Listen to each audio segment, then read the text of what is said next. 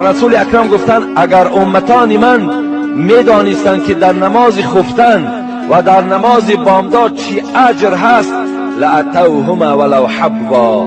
حب عرب ها میگویند که المشی علی الیدین او باطن او رکبتین.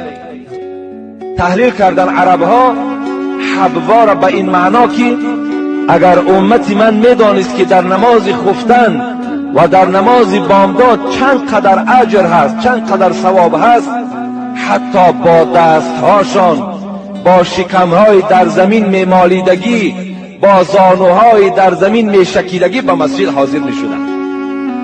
اگر دستهاشان نمیشد شکم مالک گفتن پیغمبر اونها در مسجد حاضر میشدند. اگر کسانی که از نماز بامداد و نماز خفتن اگر درکدار میشدند